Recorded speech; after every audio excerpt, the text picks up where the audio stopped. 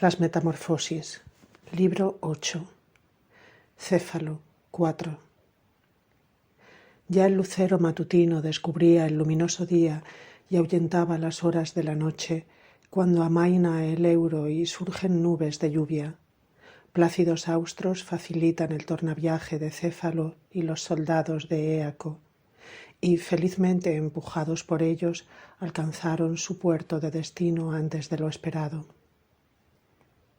Escila, la hija de Niso. Entretanto, Minos saquea las costas de los Léleges y prueba su potencial bélico contra la ciudad de Alcátoe, donde reina Niso. Tenía éste en plena coronilla, en medio de sus venerables canas, un cabello resplandeciente de púrpura, talismán de su invencible reinado.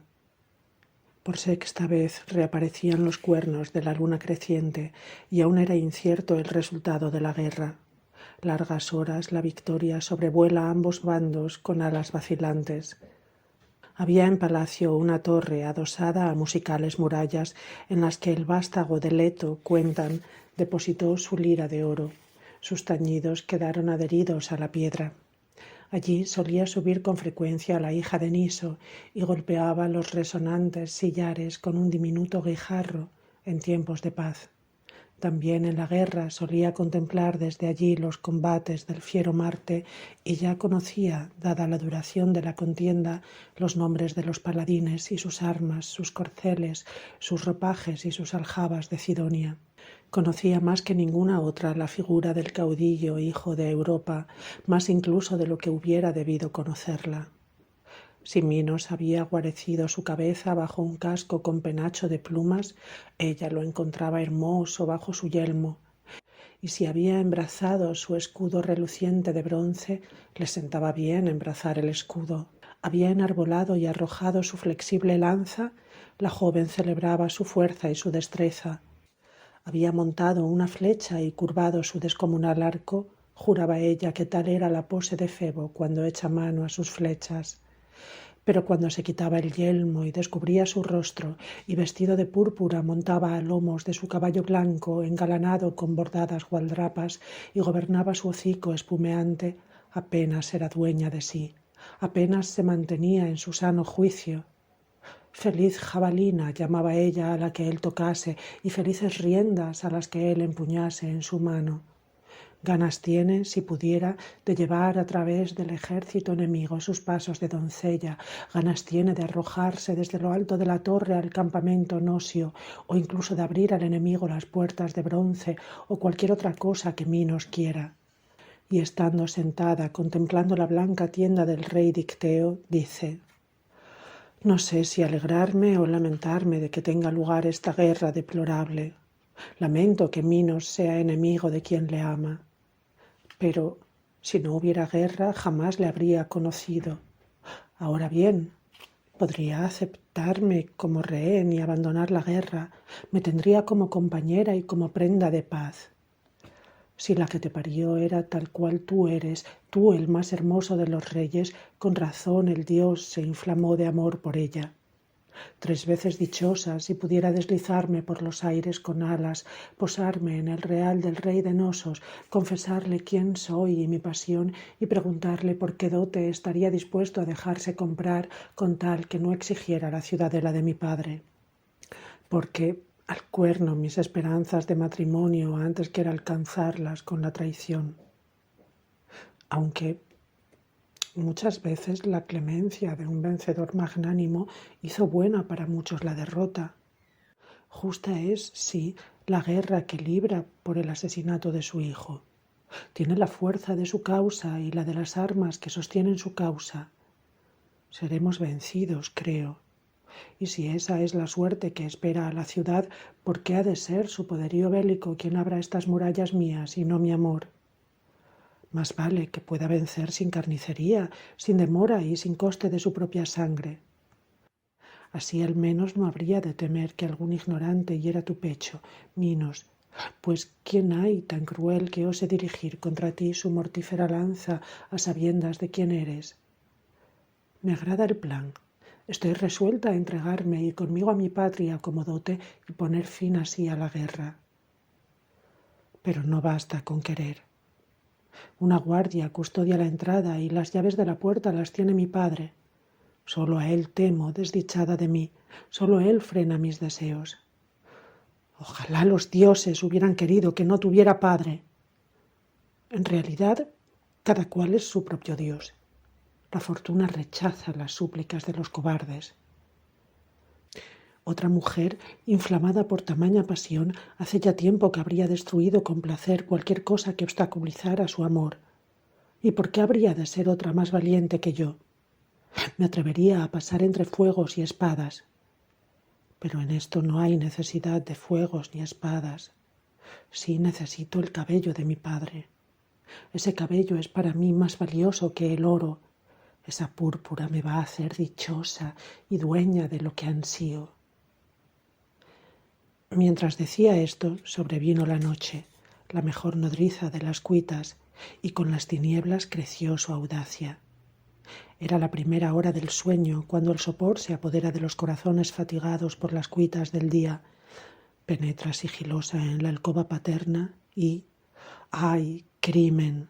La hija despoja a su padre del cabello fatal, y dueña de su criminal botín se lleva rauda consigo el despojo, rebasa la puerta, cruza las líneas enemigas, tan grande es la confianza en sus servicios, y llega hasta el rey, que se sobresalta cuando ella le dice: «El amor me ha impulsado al crimen.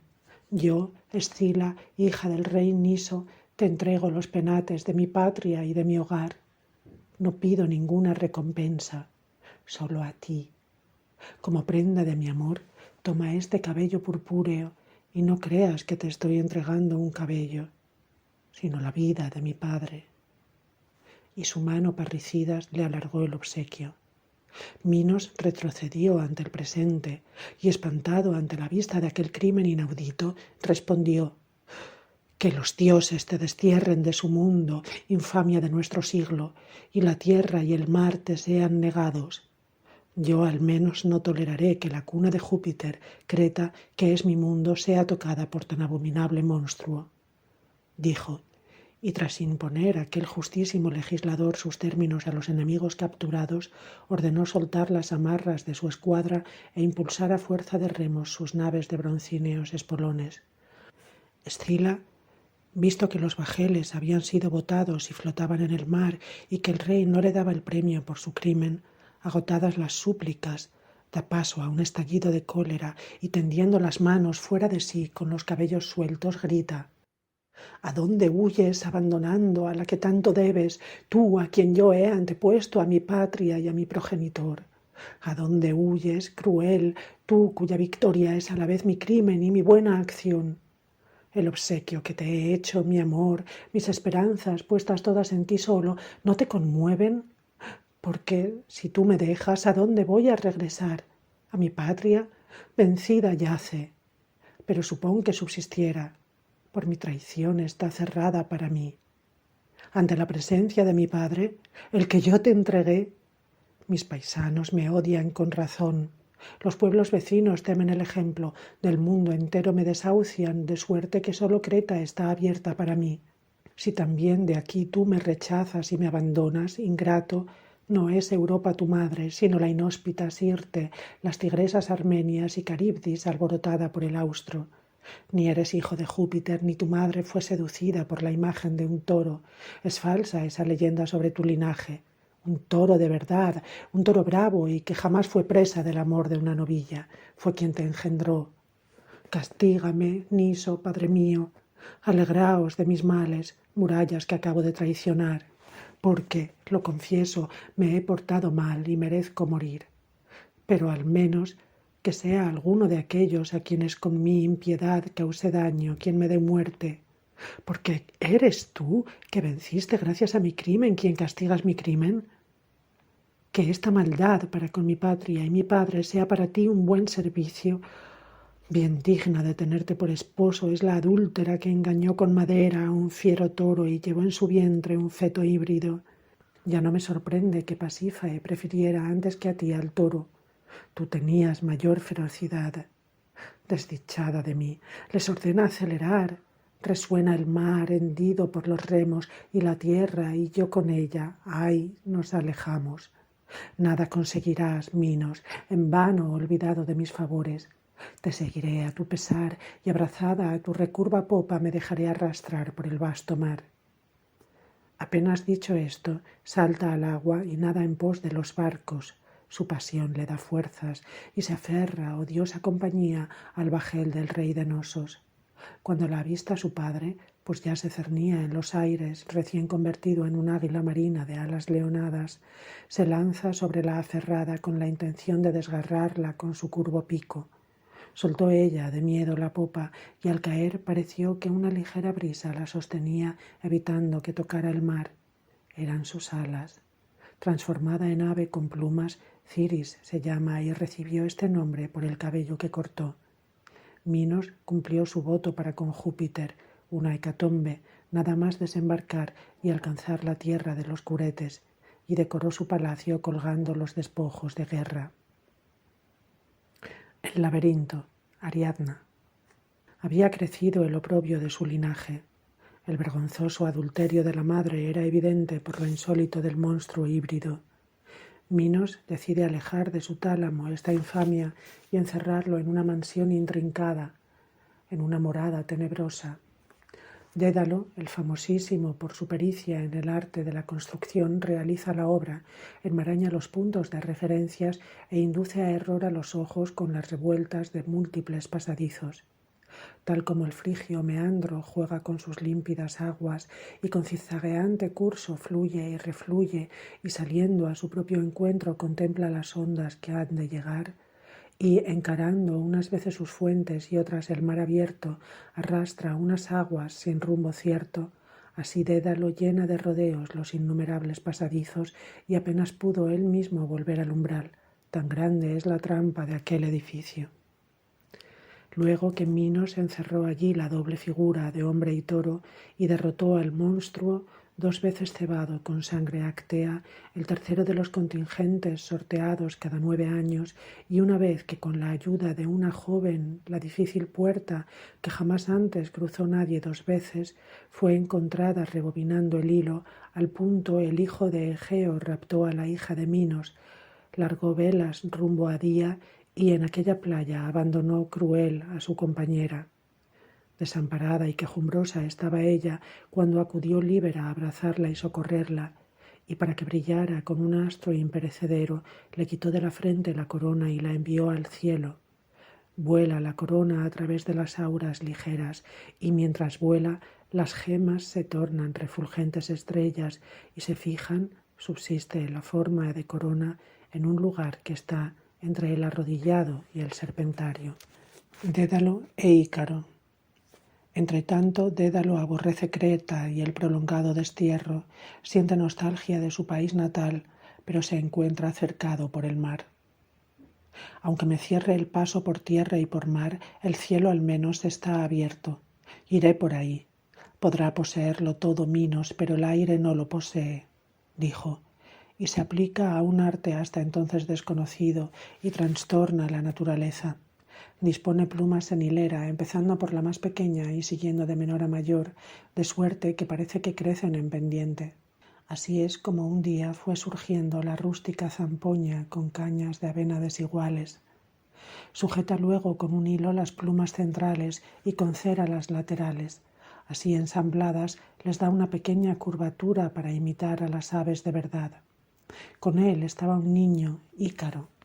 Sin saber que estaba palpando su propio peligro, con rostro risueño, tan pronto intentaba atrapar las plumas que se llevaba una brisa pasajera como ablandaba la rubia cera con el pulgar y con su juego estorbaba el admirable trabajo de su padre.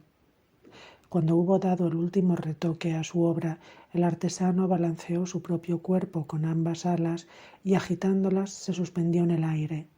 Aleccionó también a su hijo, diciéndole: «Te advierto, Ícaro, que debes volar a media altura para evitar que las olas recarguen tus alas si vas demasiado bajo y que el calor las queme si demasiado alto.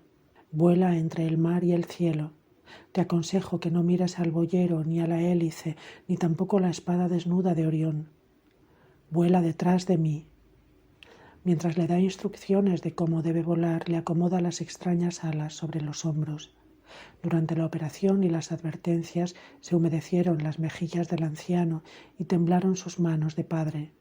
Dio a su hijo besos que no volvería a dar, y elevándose con sus alas vuela adelante, inquieto por su acompañante como el ave que desde el encumbrado nido ha lanzado a los aires a su polluelo, y le alienta a seguirle y le instruye en el pernicioso arte, y agita él mismo sus alas y se vuelve a mirar las de su hijo.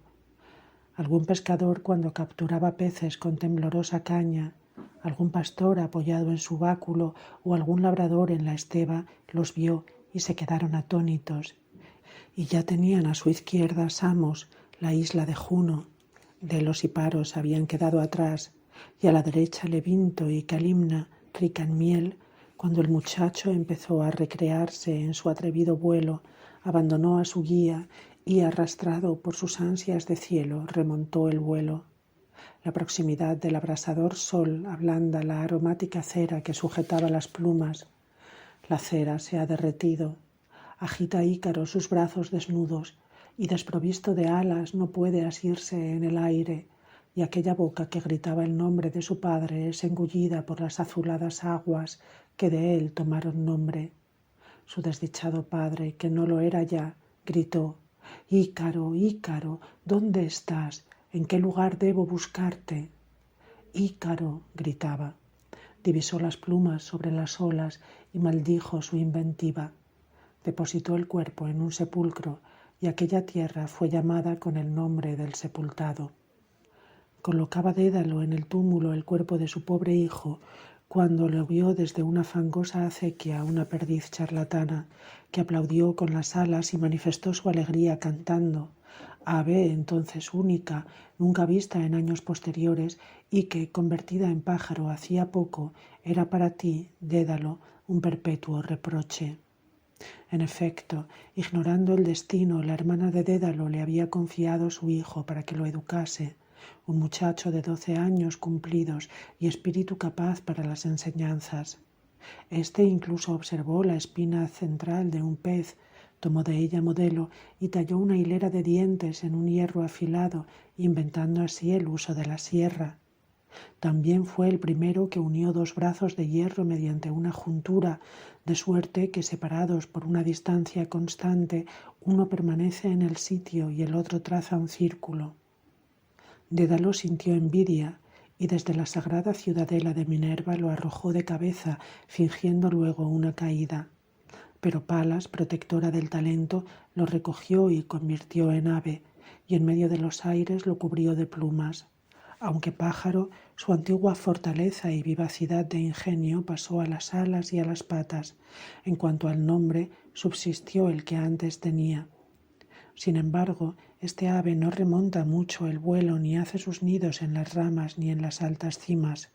Revolotea cerca del suelo, pone sus huevos en los setos y tiene miedo a las alturas, acordándose de su antigua caída. La caza del jabalí de Calidón. Ya la tierra del Etna había acogido al fatigado Dédalo y Cócalo había tomado las armas en favor del suplicante y pasaba por bondadoso. Ya Atenas, gracias a la hazaña de Teseo, había dejado de pagar el deplorable tributo. Se engalanan los templos, se invoca a Minerva guerrera, a Júpiter y a otros dioses, a quienes honran con la sangre prometida, con la ofrenda de presentes y montones de incienso. La volandera fama había divulgado el nombre de Teseo por las ciudades argólicas y los pueblos que abarcaba la rica Acaya imploraron su auxilio en medio de grandes peligros. También Calidón, aunque tenía a Meleagro, pidió y suplicó con angustiosos ruegos su auxilio. El motivo de la petición era un jabalí, servidor y vengador de la cólera de Diana. Cuentan que Eneo ofrendó a Ceres, por la prosperidad de un año de abundancia, las primicias de su cosecha, a Lieo sus vinos y a la rubia Minerva el líquido de Palas. Tras las divinidades del campo, correspondió a los demás dioses la apetecida ofrenda. Solo los altares de la hija de Latona, dicen, quedaron por olvido abandonados y sin incienso. También a los dioses afecta la cólera. Me las pagará. De mí dirán que he quedado sin honrar, pero no sin vengar. Dicho esto, para vengar su deshonra, envió a los campos de Eneo un enorme jabalí. El herboso Epiro no tiene toros mayores, y los que tienen los labrantíos de Sicilia son menores. Los ojos centellean de sangre y fuego, el cuello duro y encrespado y las cerdas erizadas como rígidas jabalinas, cerdas tiesas como una empalizada, como largas jabalinas. Una espuma hirviente le chorrea entre roncos gruñidos por los anchos hombros, sus colmillos son como los colmillos indios. De su hocico sale un rayo, las hojas arden con su aliento. Tan pronto pisotea las mieses, aún briznas de hierba, como siega las esperanzas ya maduras de un labrador que llorará y malogra la cosecha en las espigas. La era espera en vano y en vano los hórreos las mieses prometidas.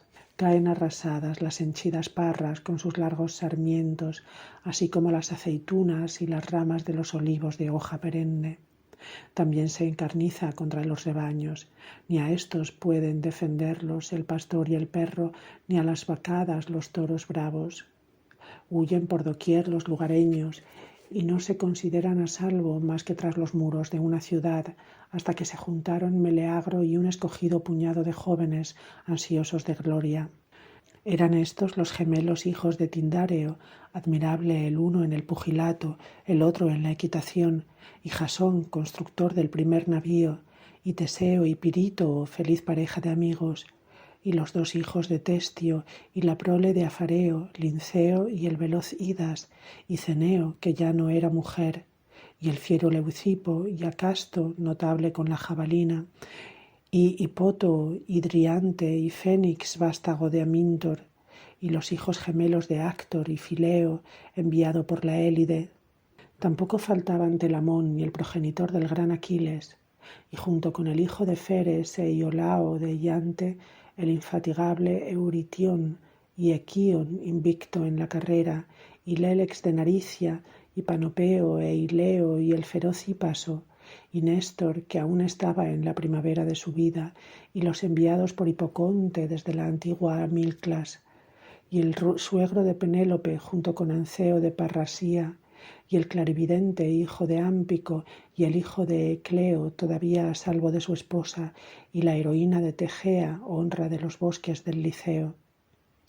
Un pulido broche prendía el escote de su vestido, su peinado era sencillo, recogido en un solo moño. Colgaba de su hombro izquierdo una ruidosa aljaba de marfil que contenía sus flechas, y su mano, también la izquierda, empuñaba un arco. Tal era su atavío, y su hermosura era tal que en un muchacho bien podrías considerarla femenina, en una muchacha varonil.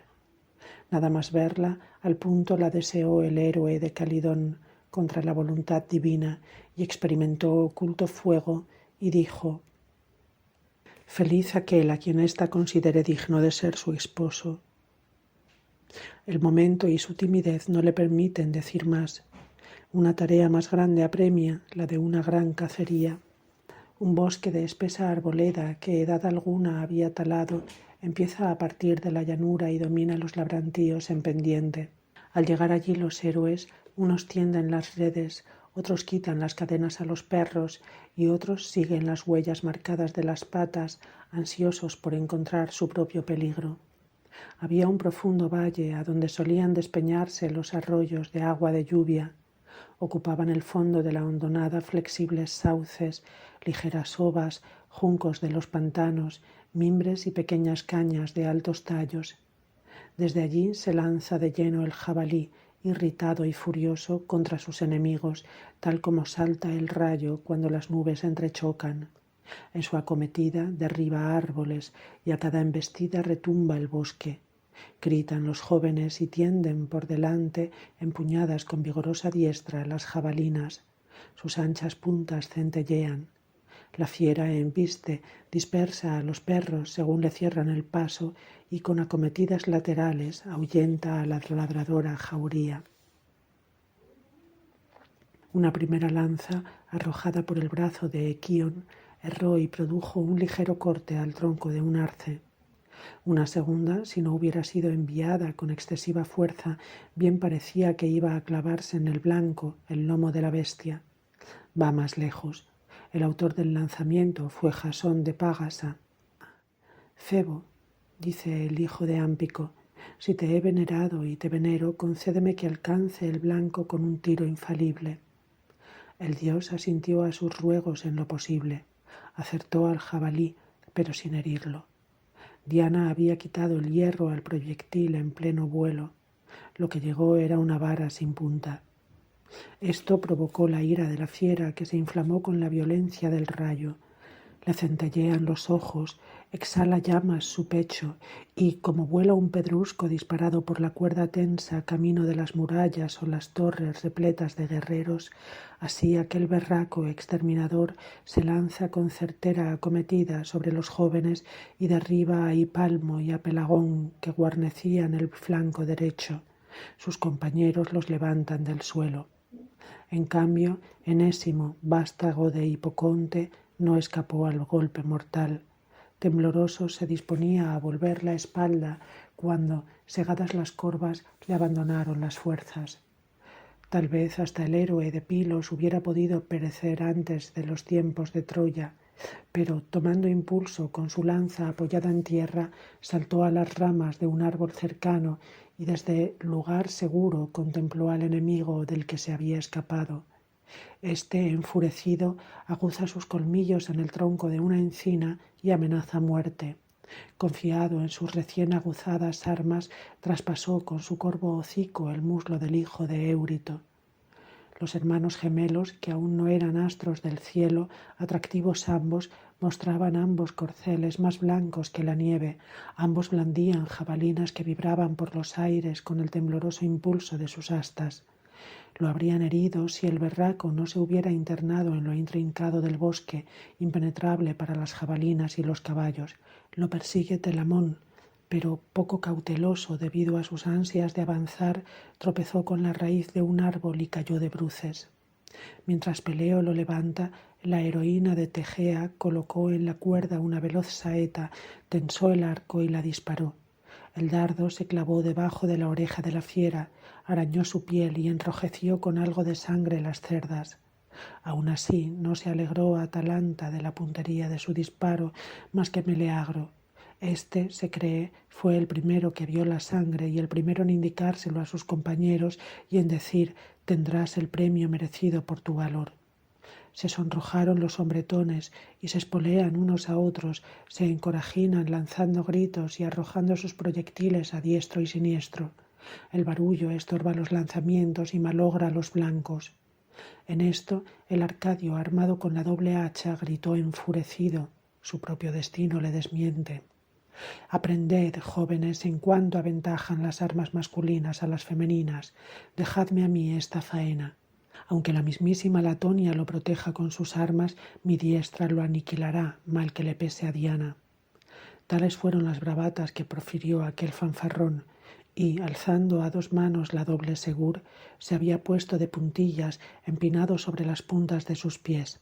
Se le adelanta la fiera en su audaz intento y proyecta ambos colmillos hacia lo alto de sus ingles, por donde el camino a la muerte es más corto. Cae Anceo y apelotonadas con abundante sangre se le derraman y chorrean las vísceras. La tierra se empapa de coágulos. Avanzaba al encuentro de su enemigo el vástago de Ixión, Pirítoo, blandiendo un venablo en su vigorosa diestra. El hijo de Egeo le grita: «Mantente lejos, tú más querido para mí que yo mismo, mitad de mi alma». Los valientes pueden serlo desde lejos, a Anceo lo ha perdido su valor temerario. Dicho esto, lanzó un pesado dardo de cornejo con punta de bronce. Bien disparado, cuando iba a alcanzar su objetivo, lo detuvo la frondosa rama de una encina. También el hijo de Esón arrojó un venablo, pero el azar lo desvió del jabalí para infortunio de un perro inocente. Se hundió entre los ijares y los atravesó y se clavó en tierra. La mano del hijo de Eneo corre mejor suerte, y de dos chuzos que arrojó, uno se clavó en tierra, el otro en pleno lomo. y al punto, mientras la fiera se revuelve enfurecida y lanza gruñidos y arroja espumarajos y sangra de nuevo, el autor de la herida se aproxima, hostiga a su enemigo hasta enrabiarlo y ante su cara le hunde entre los hombros el venablo refulgente. Sus compañeros manifiestan su alegría con gritos de júbilo y buscan juntar su diestra con la diestra vencedora. Contemplan asombrados la descomunal fiera que, abatida en tierra, abarca un espacio enorme y aún no juzgan prudente tocarla, pero aún así todos ellos ensangrientan sus picas. Meleagro puso el pie sobre la funesta cabeza y pisándola dijo así: «Toma, Nonacria, el despojo que me pertenece y que mi gloria sea compartida contigo». Y al punto le da como botín la piel erizada de rígidas cerdas y la cabeza adornada con sus enormes colmillos. El obsequio la colma de alegría, el autor del obsequio también. Los demás sintieron envidia y por toda la partida surgían murmuraciones. Eran de estos los hijos de Testio, quienes alargan los brazos y gritan a grandes voces: «Vamos, deja eso, mujer, y no te apropies de nuestros trofeos, que no te engañe la confianza en tu belleza, no sea que te falle tu enamorado benefactor». Y le quitan a ella el obsequio, a él el derecho a obsequiar. No lo soportó el hijo de Marte y rechinándole los dientes de henchida cólera dijo: «Aprended, ladrones de premios ajenos, cuánto distan los hechos de las amenazas».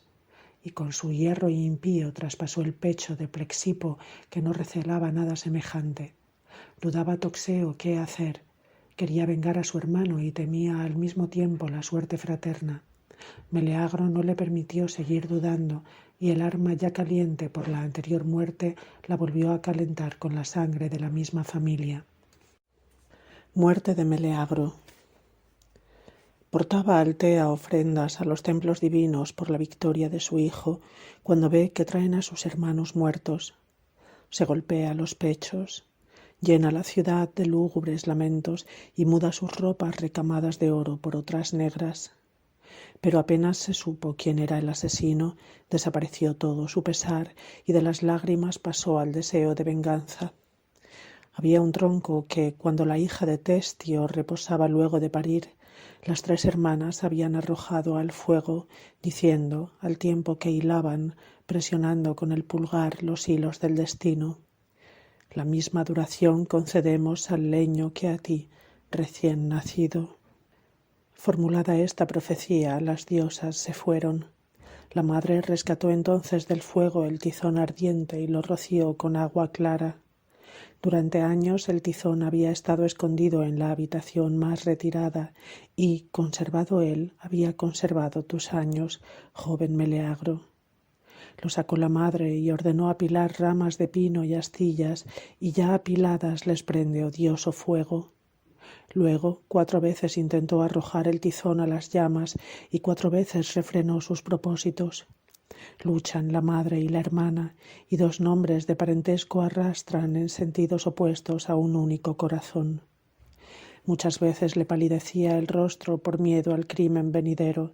Muchas veces la encendida cólera prestaba a los ojos su arrebol, y tan pronto tenía el rostro de quien amenaza algo espantoso como un rostro del que se podría creer que sentía compasión.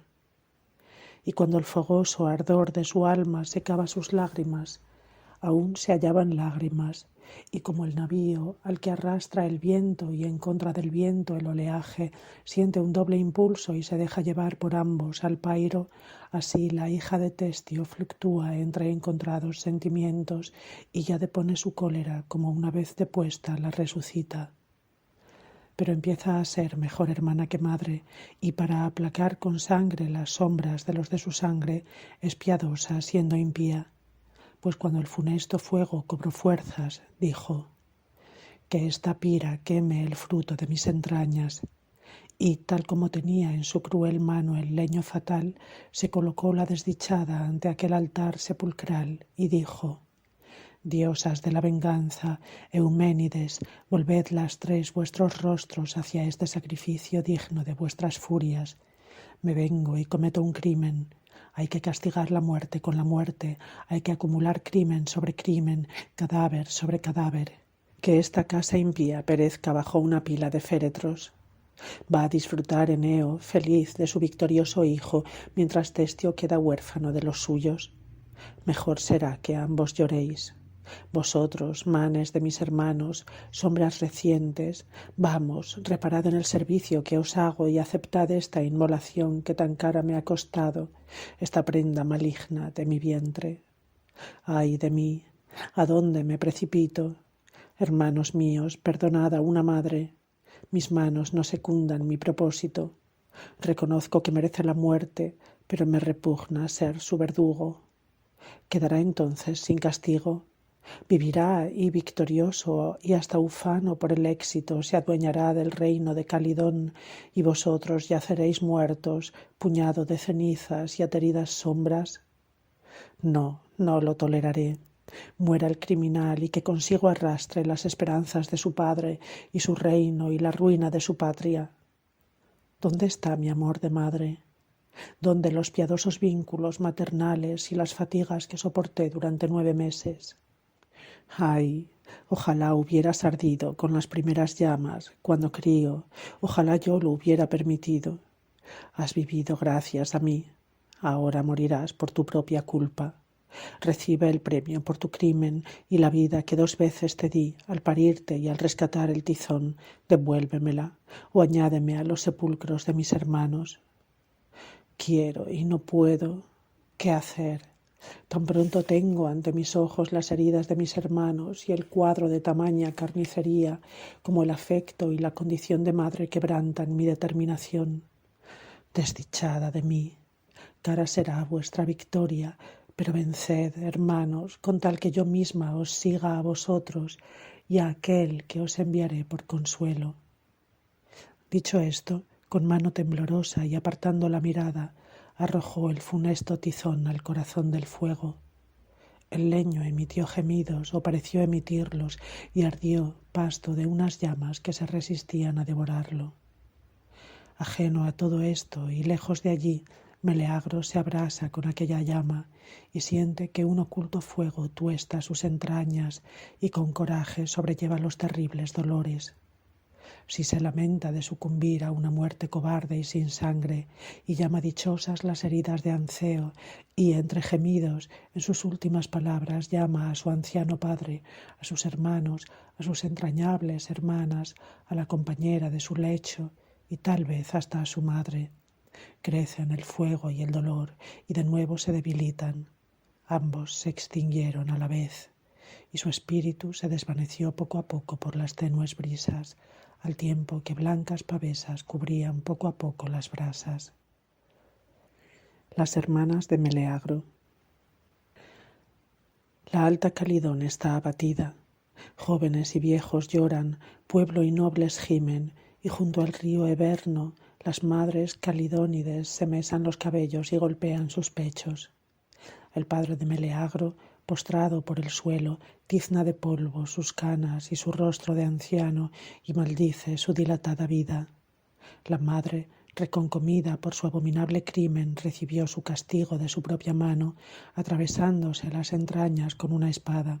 Aunque un dios me hubiera dado 100 bocas donde sonaran 100 lenguas y un vasto talento y el helicón entero, no podría yo reproducir las lastimeras quejas de sus desconsoladas hermanas. Olvidando el decoro, golpean sus amoratados pechos y mientras resta un átomo del cuerpo de su hermano lo acarician sin cesar y lo besan y besan el féretro colocado en la pira. Ya cenizas las recogen y las oprimen contra sus pechos y se postran y se echan sobre su túmulo y abrazando su nombre grabado en la piedra derraman lágrimas sobre su nombre. Al fin la Latonia, saciada de la ruina de la casa de Partaón, las hace más livianas y que crezcan plumas en sus cuerpos, a excepción de Gorge y de la nuera de la noble Alcmena, y alarga sus brazos y despliega alas en ellos y convierte sus bocas en pico, y así cambiadas las echa a volar. Teseo en Aquelo 1. Entretanto, Teseo, cumplida su parte de la empresa común, se encaminaba a la ciudadela de Erecteo y a la Tritónide. Por el camino le cerró el paso y le detuvo el Aqueloo. crecido por las lluvias. Entra bajo mi techo, ilustre descendiente de Cécrope, le dijo. No te expongas a mis impetuosas aguas. Suelen arrastrar árboles enteros y revolver pedruscos con gran fragor por sus meandros. Las he visto llevarse a altos establos próximos a la ribera junto con sus rebaños. De nada les valió entonces a las reses su robustez, ni a los caballos su galope. Este torrente, al fundirse las nieves de la montaña, ha engullido incluso a muchos jóvenes en el torbellino de su corriente. Es más seguro reposar hasta que el río corra por su cauce habitual y las aguas disminuyan y queden contenidas en su madre. Asintió el hijo de Egeo y respondió: haré uso a aquelo de tu hospitalidad y de tu consejo, y de ambos hizo uso. Penetra en un atrio construido con porosa piedra pómez y rugosas tobas. El suelo era húmedo, de blando musgo, y conchas alternadas con múrice revestían el techo. Ya Hiperión había recorrido 2/3 de su órbita. Teseo y sus compañeros de fatiga se recuestan sobre los lechos. De un lado el hijo de Ixión, del otro el héroe de Trecén, Lélex, salpicadas ya sus sienes por algunas canas, y otros a quienes había juzgado dignos de semejante honor el río de los Arcananes, contentísimo de tener tan ilustres huéspedes. Al punto, ninfas con los pies desnudos colocaron las mesas y sirvieron el festín, y retirados los manjares escanciaron vino puro en cuencos de piedra preciosa. Las Equínades, Perimele. Entonces el glorioso héroe, oteando el mar que se extendía bajo sus ojos, dijo: ¿qué lugar es aquel? Y lo señalaba con el dedo. Dime cómo se llama aquella isla, aunque no parece una sola. El río respondió: lo que veis no es una sola isla. Hay allí 5 pedazos de tierra. La distancia borra sus contornos. Para que te sorprenda menos la venganza de Diana desairada, estas islas fueron un día náyades. 10 novillos inmolaron e invitaron a la ceremonia a las divinidades del campo, pero olvidándose de mí, bailaron sus danzas festivas. Henchido de ira, fluía tan caudaloso como cuando voy crecido al máximo, y tan despiadado por mi cólera como por mis aguas, arranqué bosques de los bosques y campos de los campos, y arrastré a las ninfas, por fin entonces se acordaron de mí, y aquel paraje hasta el mar. Mi oleaje y el del mar separó una lengua de tierra, desgajándola en tantos islotes como equínades distingues en medio de las olas. Pero, como tú mismo ves, hay otra isla retirada a lo lejos, bien lejos, grata para mí. Perimele la llaman los marineros. Yo la amé y le arrebaté su condición de doncella. Su padre, Hipodamante, lo tomó a disgusto y arrojó a su hija al abismo desde un peñasco con intención de matarla. Yo la recogí y mientras nadaba la sostuve y dije: Dios del tridente, que obtuviste en suerte el segundo reino del triple mundo, el de las aguas errantes, tú, hacia quien fluimos y en quien morimos los ríos sagrados, ven aquí, Neptuno, y escucha propicio mi súplica. A esta joven que llevo yo la he perjudicado. Si Hipodamante fuera un padre afable y benévolo o menos severo, debió compadecerse de ella y perdonarme.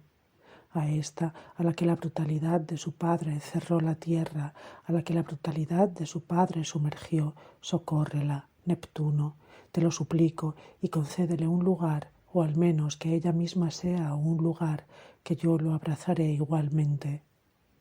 Movió la cabeza el rey de los mares y al asentir sacudió todas sus aguas.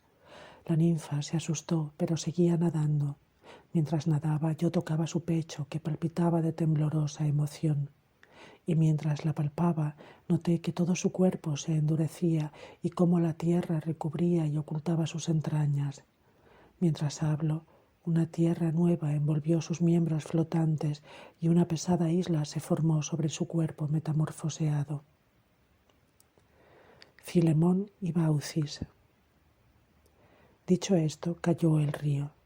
El extraordinario suceso dejó a todos impresionados.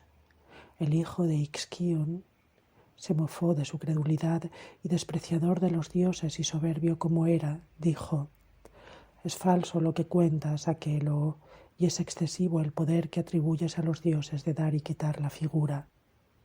Quedáronse todos atónitos y censuraron tales palabras, en especial Lélex, maduro en años y en sensatez, quien dijo así: el poder del cielo es inmenso e infinito, todo cuanto los dioses quieren se cumple.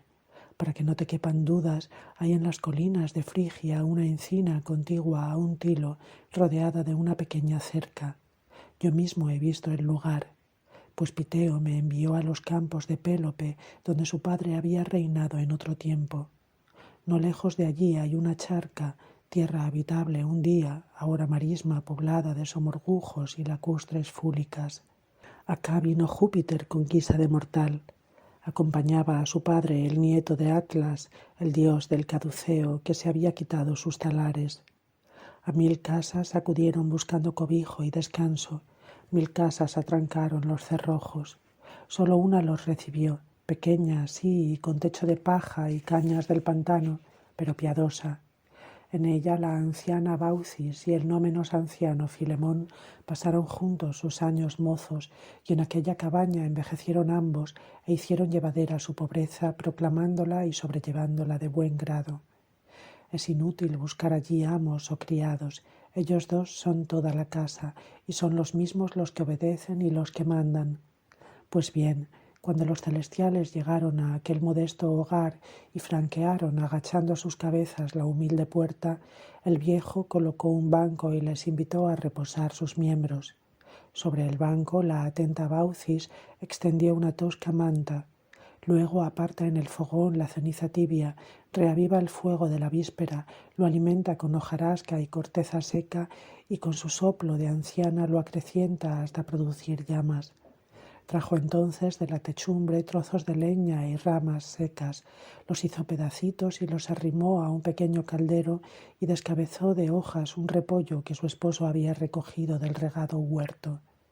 Ella, con una horquilla de 2 puntas, alcanza un lomo de cerdo ahumado que colgaba de una viga ennegrecida, y de aquel lomo curado y añejo corta un trozo pequeño y cortado lo cuece en agua hirviendo. Mientras se entretienen con su charla el rato de espera, procurando que no se aperciban de la tardanza. Había allí una artesa de haya colgada de un clavo por su curva asa. Llenada de agua tibia, recibe y calienta los pies de los viajeros. En el centro de la choza hay un colchón de blandas ovas, puesto sobre un lecho de armazón y patas de sauce. Sacuden el colchón de blandas ovas de río puesto sobre el lecho de armazón y patas de sauce. Lo cubren con un mantel que no solían extender más que en días de fiesta, pero incluso este mantel era vulgar y viejo, digno de un lecho de sauce. Recostáronse los dioses. La anciana, arremangada y temblorosa, coloca la mesa, pero una de sus 3 patas cojeaba. Un tiesto la equilibró. Calzado el tiesto y eliminado el desnivel, verdes mentas limpiaron la mesa ya nivelada. Sírvense allí olivas verdes y negras de la casta Minerva y cerezas del otoño maceradas en líquidas heces de vino, y endivias y rábanos y cuajada y huevos ligeramente revueltos en los tibios rescoldos. Todo ello en loza de barro. Luego ponen un cratero cincelado en plata de igual ley, barro, y copas hechas de haya, revestidas de rubia cera por su parte hueca. Una corta espera y el fogón mandó la comida bien caliente y se trajo un vino de no mucha solera que fue retirado luego durante algún tiempo para dar paso a los postres. Entonces aparecen nueces, entonces higos y arrugados dátiles y ciruelas y fragantes manzanas en enormes capazos y uvas recogidas de purpúreos viñedos. En el centro hay un reluciente panal. A todo ello se añadían rostros amables y un entusiasmo nada indolente ni pobre. Entretanto ven que el cratero, tantas veces vaciado, se llena solo y que el vino remonta espontáneamente. Atónitos ante semejante prodigio, Baucis y el medroso Filemón quedan sobrecogidos y alzando sus manos pronuncian plegarias y piden perdón por la escasa comida y la falta de boato. Tenían un solo ganso, guardián de su humildísima granja. se disponían a sacrificarlo a los divinos huéspedes. El animal, veloz por sus alas, burla y cansa a sus dueños, lentos por su edad, largo rato, y al final pareció buscar refugio junto a los propios dioses. Los celestes prohibieron que se le matara. «Somos dioses», dijeron, «y esta comarca impía pagará el castigo que se merece. A vosotros se os permitirá quedar a salvo de esta catástrofe. Abandonad, vamos, vuestra casa, seguid nuestros pasos y subid con nosotros a la cima del monte». Obedecen ambos y, precedidos por los dioses, se apoyan en bastones y despacito, dado lo avanzado de su edad, se esfuerzan en ascender por la interminable cuesta. Distaban de la cumbre tanto como puede alcanzar una flecha disparada. Volvieron la mirada y advirtieron que todo había quedado sumergido bajo una laguna, salvo su casa. Mientras se maravillan y lloran la suerte de sus vecinos, aquella vieja choza, pequeña hasta para sus dos dueños, se transforma en un templo. Unas columnas reemplazan a los puntales, la paja empieza a adorarse y el techo parece de oro, las puertas cinceladas y el suelo revestido de mármol. Entonces el hijo de Saturnio dijo así con voz amable: «Decid, justo anciano y mujer digna de su justo esposo, ¿qué es lo que deseáis?». Filemón habló brevemente con Baucis y luego expuso a los dioses la decisión común de ambos.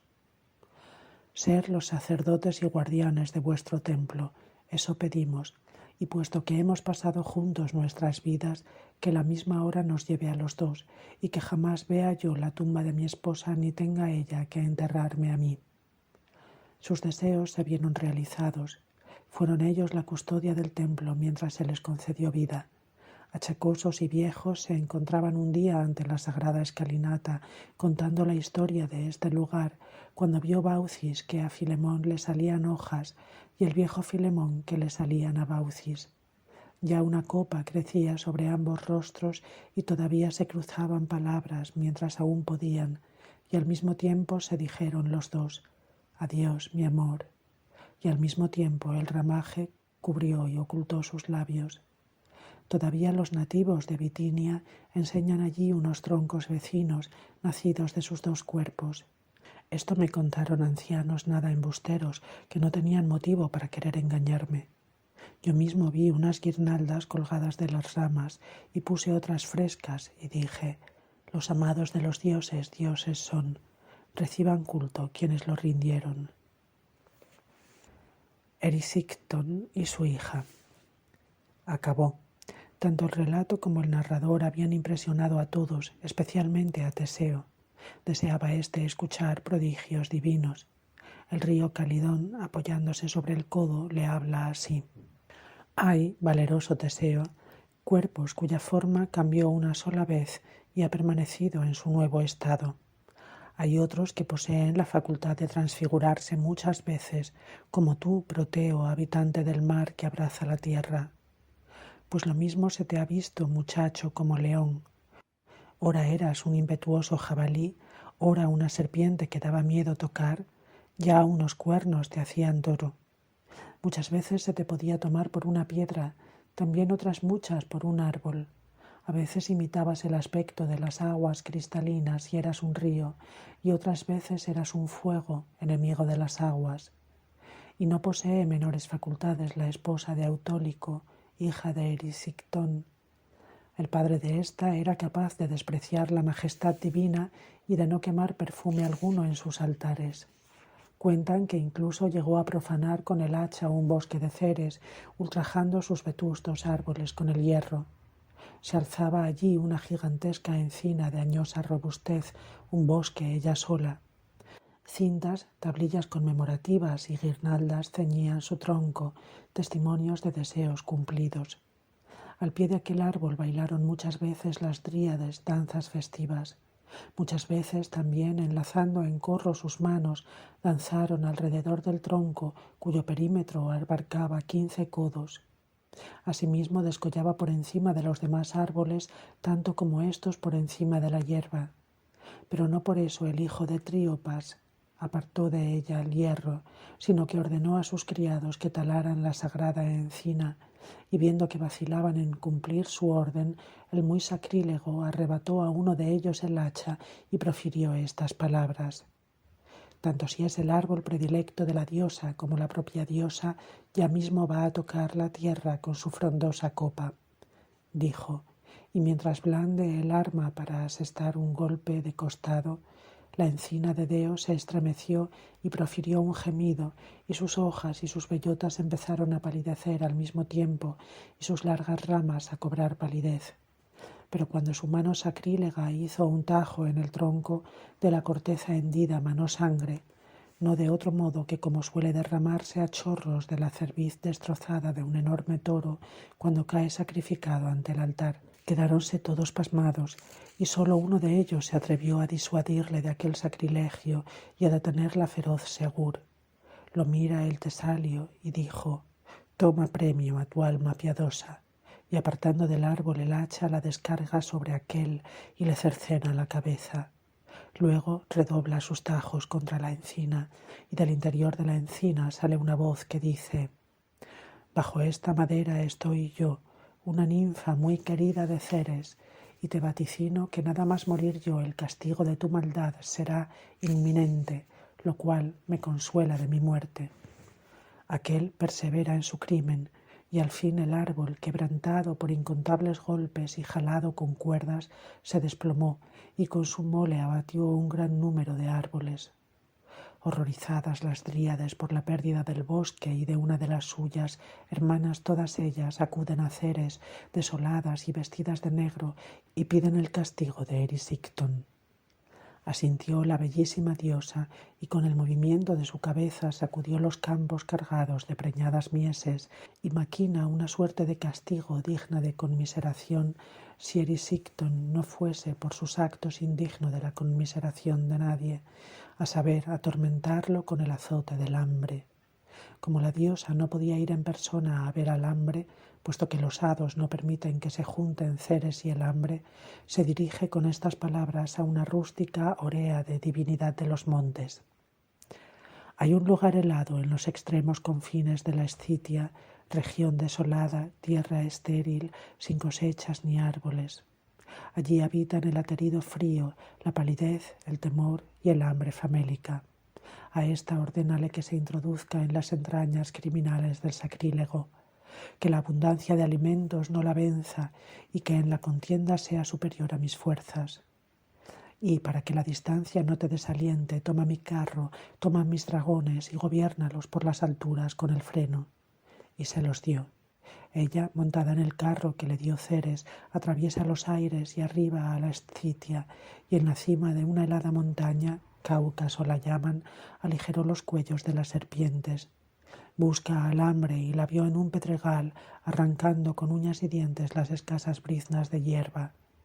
Tenía el cabello hirsuto, hundidos los ojos, pálida la tez, los labios resecos de inacción, la garganta irritada con costras, la piel tan enjuta que se le podrían ver hasta las vísceras. Bajo sus hundidos lomos sobresalían unas escuálidas caderas y en lugar de vientre tenía el hueco del vientre. Su pecho estaba como colgado, prendido solo por las costillas. La demacración resaltaba sus articulaciones, tenía las rótulas hinchadas y los tobillos inflamados con enormes bultos. Al verla de lejos, pues no se atrevió a acercarse a su vera, le comunica el encargo de la diosa, y al poco de estar allí, a pesar de que estaba bien lejos y de que acababa de llegar, le pareció sin embargo que sentía hambre, y volviendo bridas condujo de nuevo sus dragones a la Emonia por las alturas. El hambre, aunque es siempre contraria a la labor de Ceres, cumple sus órdenes. Transportada por el viento a través del aire hasta la mansión indicada, entra al punto en la alcoba del sacrílego y, sumido éste en profundo sueño, pues era de noche, lo estrecha con ambos brazos y se insufla en su interior, sopla en su garganta, pecho y boca y difunde por sus venas vacías las ganas de comer. Una vez cumplido el encargo, abandona este mundo fecundo y regresa a su desolado país, a sus habituales dominios. El dulce sueño acariciaba aún a Erisicton con apacibles alas. El desdichado, bajo el espejismo de un sueño, buscaba comida, agita en vano sus mandíbulas, entrechoca dientes contra dientes y hace tragar a su garganta, engañada, un bocado imaginario, y en vez de manjares devora sin provecho el aire ligero. Mas cuando el sueño se ha desvanecido, siente unas ganas locas de comer que se enseñorean de su famélica garganta y su buche sin fondo. Al punto pide cuanto producen mar, tierra y aire, y con la mesa servida se queja de que sigue sintiendo hambre, y mientras come pide más comida, y lo que hubiera podido bastar a una ciudad, a un pueblo no es suficiente para él solo, y cuanto más engulle en su panza, más hambruna tiene. Como el mar recibe los ríos de toda la tierra y no se harta de agua y se traga caudales que fluyen desde bien lejos, como el fuego voraz jamás rehúsa pábulo alguno y quema innumerables leños y cuanto mayor cantidad se le da más pide y la abundancia misma lo hace aún más insaciable, así la boca del sacrílego Erisicton engulle y pide manjares al mismo tiempo. Cualquier comida le abre el apetito de más comida y siempre se hace un hueco para comer. Ya con su hambre y con el pozo sin fondo de su vientre había consumido su patrimonio y aun entonces perduraba intacta aquel hambre espantosa y conservaba toda su fuerza la llama de su insaciable gula.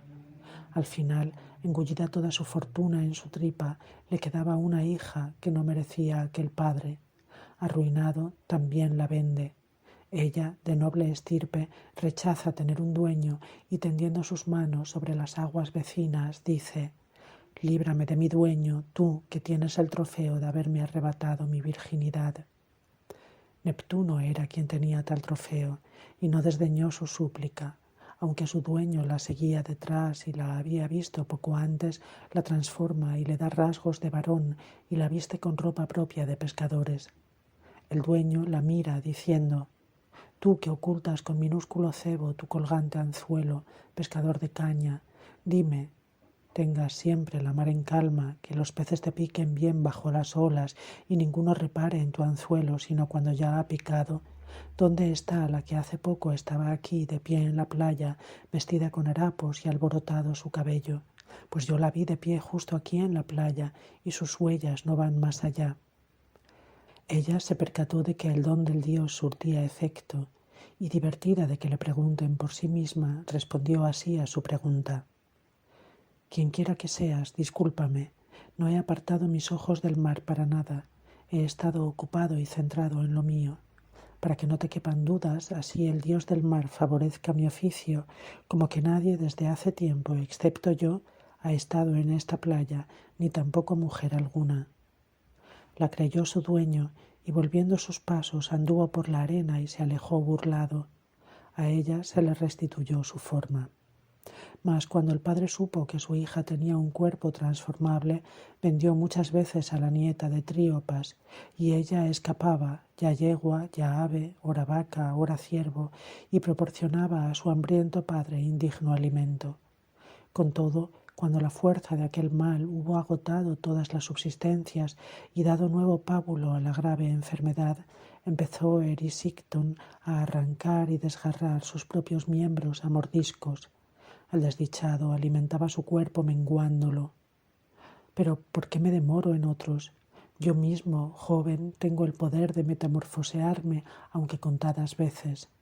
Pues tan pronto mi aspecto es el de ahora como me convierto en serpiente, o a la cabeza de una manada cobro bríos para la embestida, mientras tuve 2 cuernos. Ahora un lado de mi testuz carece de su arma, como tú ves». A sus palabras siguieron gemidos.